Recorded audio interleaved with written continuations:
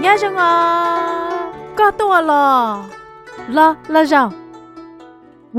cú lúc chơi xí li chỉ sót xa li chào ta chỉ có yếu rồi có tiêu lên này rồi tao ít lệ cho nó giờ cú tu cú lúc chả nhớ sai li sai tao mua ilu lâu câu thâu đây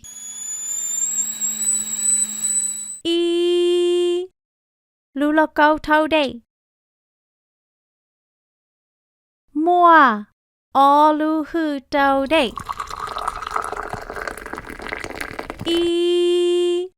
o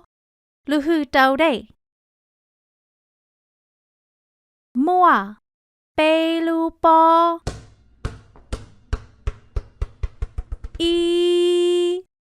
o bê lu po mua plau lu kho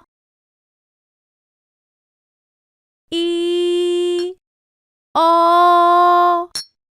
bê plau lu kho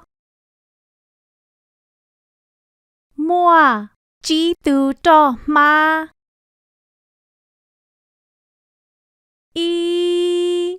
o bê plau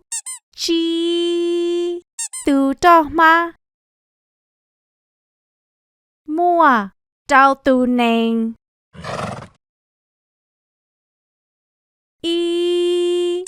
o bê plau chỉ trao từ nền mua xa lu chê kia lao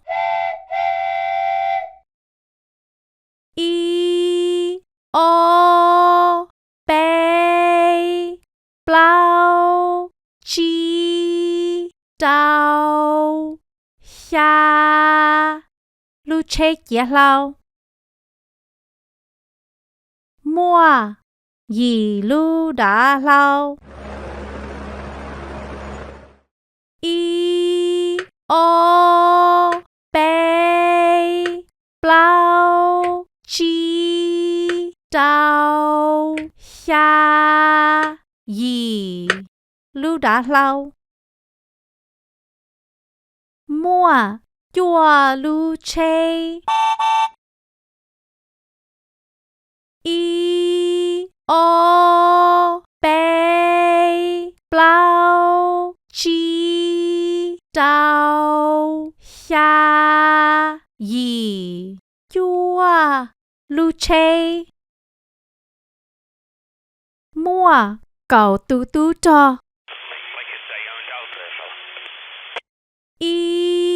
o bê plau chỉ trao xa gì chua cầu tu cho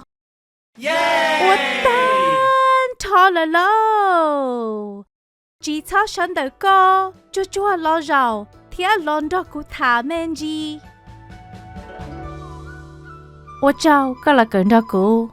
，Thank you for learning with me. Jika holiday video. See you in the next video.